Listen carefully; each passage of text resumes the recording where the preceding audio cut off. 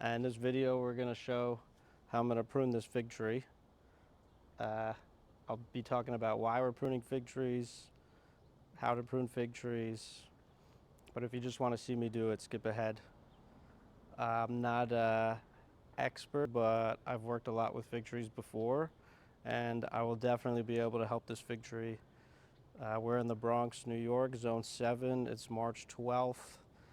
This tree is still dormant, and it produced a lot of figs last year, but the owner was not able to eat any of them, probably due to splitting and them getting too wet and them fermenting on the tree. If you could see this tree, it feels like 1,000 trunks coming out of the center of this ball here.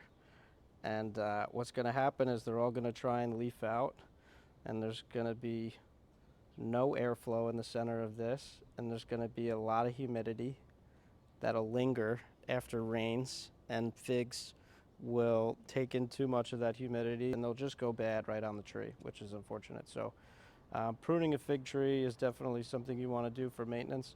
Now this tree is pretty old. It's older than me. So you might have a tree like this on your property where there's quite a few trunks, but I mean, this is really something. So I'm in the north. We get pretty cold winters here. So normally you'd want a single trunk tree, but we're in the northeast, Zone 7 again. We're gonna have a multi-trunk tree. We're gonna grow this tree like a bush because of the cold damage. We wanna maximize the amount of figs that we're gonna get. And sometimes it hasn't happened for over a decade, but we can get a serious Arctic blast that can just kill all the wood and bring it down to the ground. So that next year, instead of growing one trunk, you have multiple trunks. And a lot of people wrap their trees around here, but it's not necessarily necessary.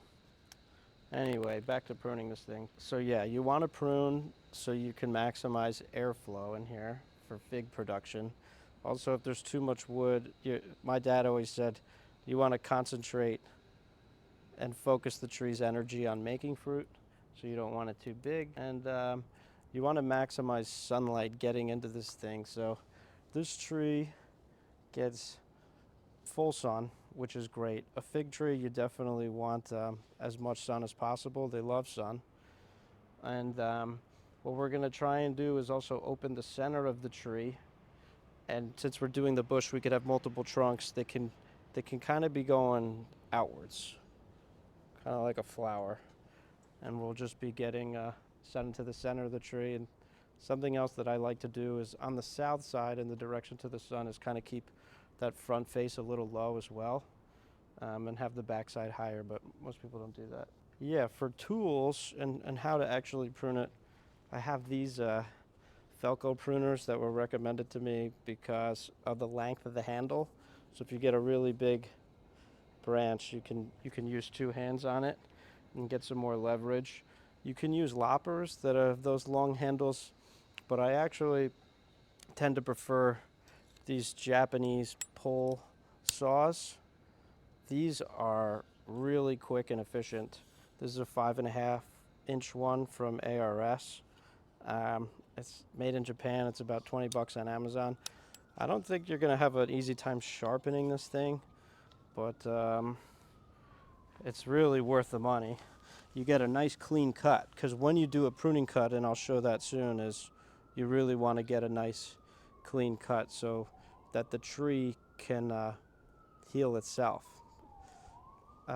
Here's a new, I think it's a 10-inch one I got that I really like. The teeth are a bit bigger, so this is bigger for, this is good for bigger limbs. You might also want gloves. I kind of nicked myself cutting a tree earlier with the saw and with the pruners. When you're going fast and you're working on big trees, even if you've worked with them a lot, it could happen. Now we're going to get to actually pruning it. So the way I'm going to go about this is any dead wood we definitely want to take off the tree. It's going to harbor things that could potentially spread to other parts of the tree, and we want to cut to the node as we were talking about. Any crossing branches, it's so funny to think about crossing branches looking at this, but you want to cut crossing branches out. I'm gonna pick a few trunks in here to keep, and I'm gonna cut out all the big stuff. I don't want to start focusing on the top and all this little stuff and then end up deciding to cut this big branch that I did all this extra work for. So I'll pick a few trunks, and the first thing that you're gonna want to cut off is any dead wood. The next thing you're gonna want to cut off is, if you've picked your main trunks, crossing branches. And yeah, so now I'm gonna go ahead and prune it, and I'll do it on fast motion so you can actually see me do it, and then I'll check back in with you.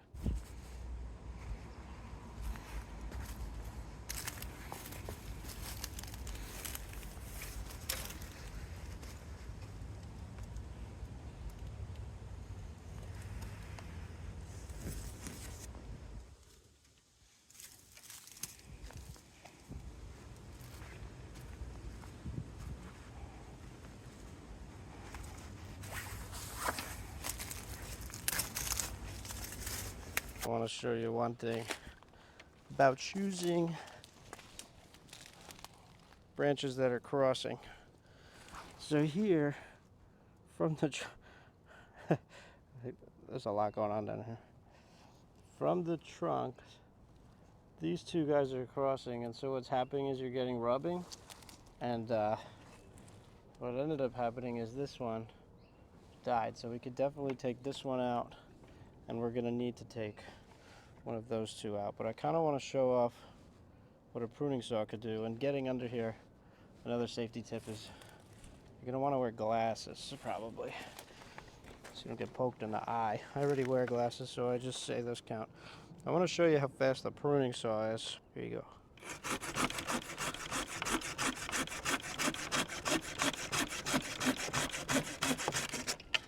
So I just love how quick that is. And the other thing is the spine, the width of the blade, like the height, is kind of thin, so I can get in here. If you use kind of like a carpenter saw deal that have a really wide, high blade, you're not going to be able to get in some of these tight spots. So I'm going to keep cleaning this up.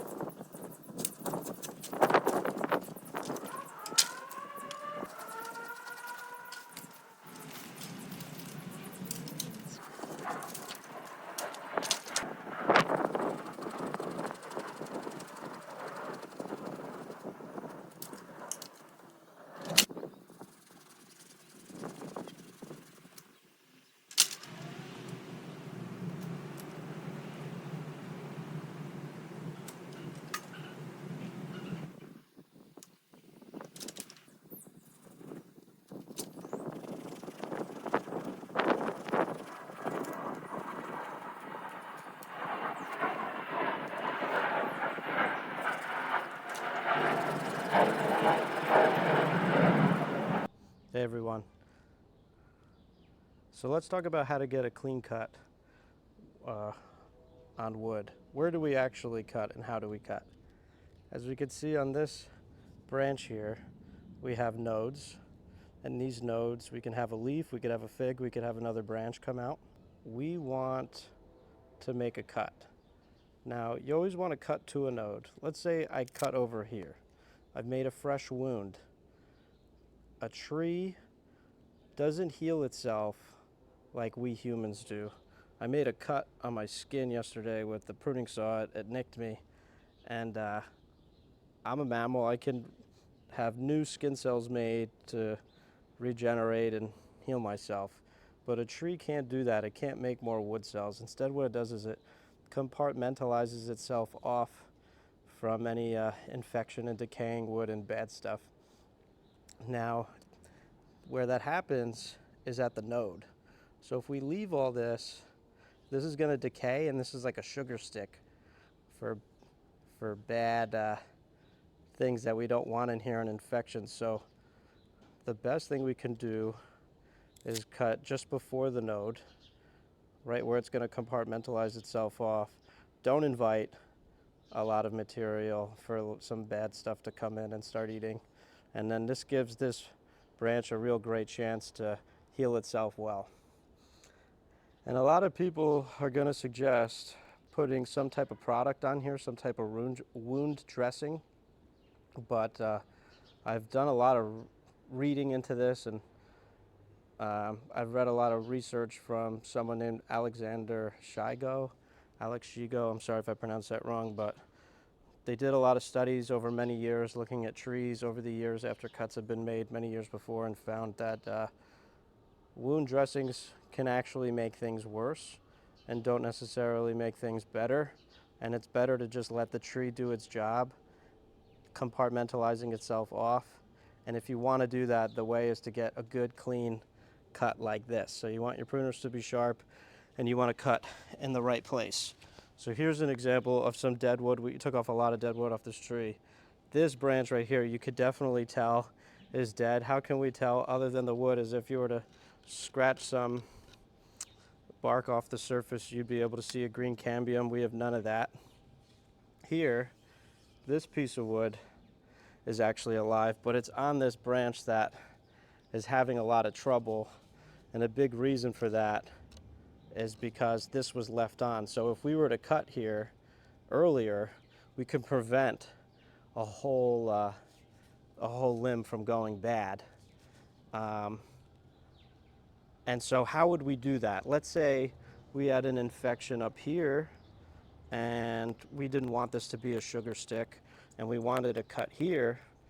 You would want to cut at the branch collar. We don't really have a node. What we have is a collar, and on some trees it's easier to see than others, but there's a specific place where we want to make the cut. If we make the cut too close, like over here, that's called a flush cut, and that's a really bad thing. You're not giving the tree a chance to do that compartmentalization, and it's just gonna get infected and start to get eaten away inside this main trunk, which jeopardizes everything here. So when we make that cut, we want to make it at the branch collar over here. And we get, again, like I said, a nice, good, clean cut. Now the bad cut, this is hard to do with one hand here, but thankfully I have some leverage and these big pruners. Just want to show you an example of that flush cut. But that's the flush cut. Not able to let the tree compartmentalize itself off, and we're just inviting nasties to come in here. You might be tempted to put a wound dressing on there. Probably not the best idea. If you ended up in a situation like that and you wanted to do the right thing, maybe you would find another node here and cut below that. But figs are so resilient that what you probably want to do is get another branch, another trunk, another limb to grow. So by the time like this actually goes bad, you have something to take its place. So that's Alexander Shigo, and who taught me a lot of that in this book. He's got a lot of thick, heavy research out there, but the reason why I love this book so much is it's a picture book, and it just shows you great pictures of mistakes to avoid and how a tree actually compartmentalizes itself off. And it's helpful for any type of tree. So thank you, Alex, for your work here. And if you weren't able to clearly see what I meant, just please go look online and see for yourself, cutting at a branch collar and a node. So if I look at this tree here, we've taken a tremendous amount of material off. I wish I could show you it all, but we've already bagged most of it off. Some of these branches we're actually going to take out, like this one. I'm going to make a new tree out of that with something called air layering. and probably a couple over here. But we have a lot more room in here and airflow for everything to happen.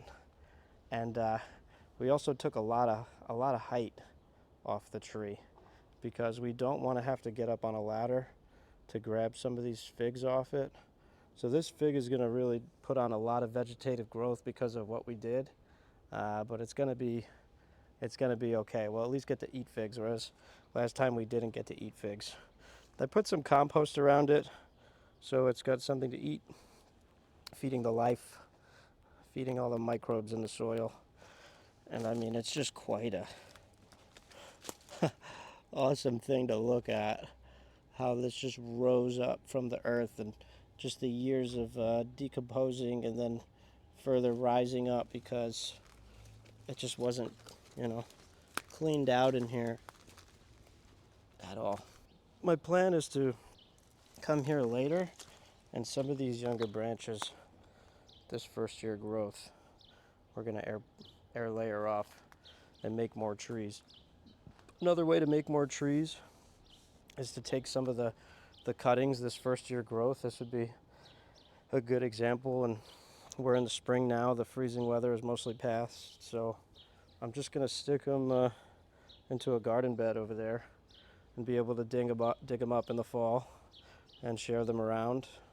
And also we had maybe I'll show a clip here,